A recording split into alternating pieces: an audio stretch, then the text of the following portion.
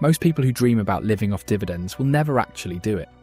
Not because it is impossible, not because it requires a trust fund or a six-figure inheritance, because they are approaching the goal the wrong way, chasing the highest yields they can find, buying into unstable companies, and watching their dividend income disappear the moment the market gets difficult. The people who actually reach $5,000 a month in dividend income do something completely different. They follow a specific sequence. They understand a specific number, and they make a specific type of investment decision that the average investor almost never considers until it is too late. By the end of this video, you will know exactly what that sequence looks like and what it actually takes to get there faster than you think. Here is the number that changes everything about how you should think about dividend income. To generate $5,000 per month, $60,000 per year, from dividends alone, you need a portfolio that yields enough to produce that income without touching your principal. At a 4% dividend yield, which is achievable with quality dividend stocks, you need $1.5 million invested. At a 3% yield from more conservative dividend growth stocks, you need $2 million. Those numbers sound large. But here is what almost nobody talks about.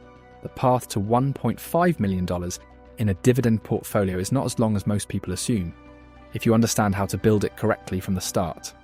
A portfolio growing at the historical market average of 10% annually with $1,500 per month invested reaches $1.5 million in approximately 24 years.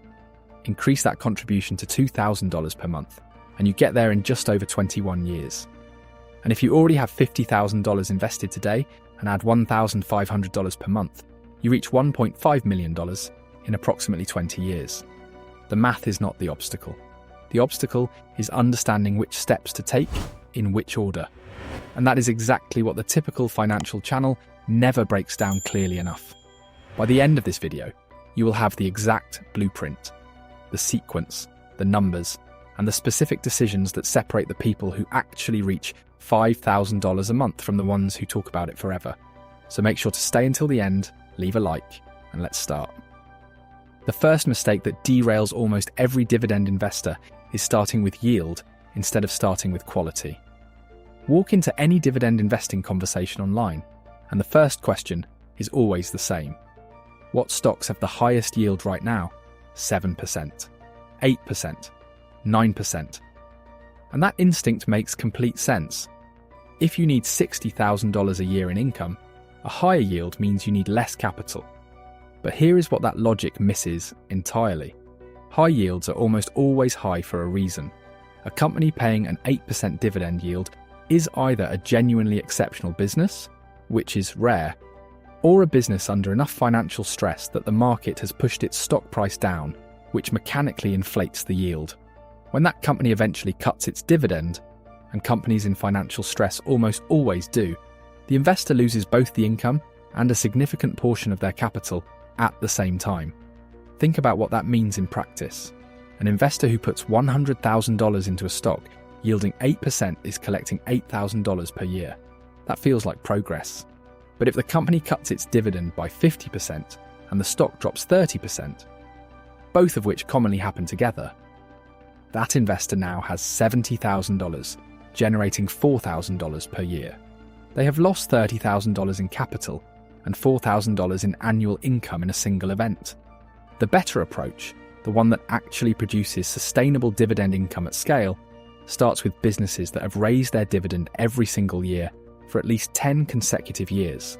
These companies, often called dividend aristocrats, have proven through multiple recessions and multiple crises and multiple market cycles that they are committed to returning cash to shareholders and have the financial strength to do it. They typically yield between 2% and 4%.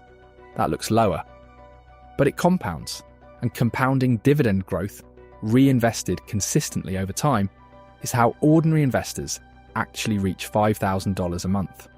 Now here is the mechanism that most people understand in theory, but almost nobody applies correctly in practice. Dividend reinvestment. When you receive a dividend payment, and instead of spending it, you use it to buy more shares of the same company. Those new shares generate their own dividends next quarter, which buy more shares, which generate more dividends. This is compounding in its purest form, and the math accelerates in a way that feels almost impossible until you see it. Here is a concrete example. You invest $50,000 in a dividend growth stock, yielding 3.5%, with 7% annual dividend growth. In year 1, you receive $1,750 in dividends. You reinvest every dollar. In year 5, your annual dividend income has grown to approximately $2,800. Not because you added more money, but because the reinvested dividends have been buying additional shares for 4 years, and those shares have been growing their own payouts. By year 10, your annual dividend income from that original $50,000 is approaching $4,500. The dividend alone is now generating nearly 9% on your original investment, while the share price has also appreciated significantly. This is why the investors who reach $5,000 a month are almost never the ones who started with the most money. They are the ones who started early enough and reinvested consistently enough for the compounding to do what compounding always does: build slowly, then suddenly. Here is where the path to $5,000 a month starts to look genuinely achievable. And this is the part that almost no one maps out concretely. The strategy has 3 distinct phases, and understanding which phase you are in changes every decision you make. Phase 1 is the accumulation phase. This is where you are building the portfolio, reinvesting every dividend, and adding contributions every month. In this phase, yield is almost irrelevant. What matters is total return, the combination of dividend growth and share price appreciation. A 43-year-old civil engineer started his dividend portfolio with $30,000 in savings and committed to adding $1,200 per month. He did not chase high yields. He bought 5 dividend growth companies with payout ratios below 50%, consistent earnings growth, and at least 15 years of consecutive dividend increases. He reinvested every dividend automatically. After 12 years, his portfolio had grown to $380,000, and his annual dividend income had reached $14,000, growing at roughly 8% per year as his companies raised their payouts. He was not yet at $5,000 per month, but the trajectory was clear, and the compounding was accelerating faster with every year that passed. Phase 2 is the transition phase, and this is where the strategy shifts significantly. Once your portfolio reaches a certain size, the dividend income itself becomes a meaningful contribution to your monthly additions. At $380,000, generating $14,000 per year in dividends, that is an extra $1,167 per month, working for you on top of your own contributions. The portfolio is starting to feed itself. In this phase, you begin gradually shifting towards slightly higher yielding positions, not chasing yield, but optimizing for income, as the goal moves from building to generating. This is also where tax efficiency becomes critical. Dividend income in a taxable account is taxed every year. The same dividend income inside a Roth IRA or tax-advantaged account compounds completely untouched. The investors who reach $5,000 a month fastest are almost always the ones who maximize their tax-advantaged accounts in Phase 1, because the dividend income inside those accounts has never been reduced by a single dollar in taxes along the way. Phase 3 is the living off dividends phase, and here is what it actually looks like when you arrive. A $1.5 million portfolio yielding 4% generates $60,000 per year, exactly $5,000 per month. But the number that almost no one calculates is what that $5,000 per month actually means. You are not drawing down your principal. The portfolio continues to grow. The dividend income continues to increase as companies raise their payouts every year.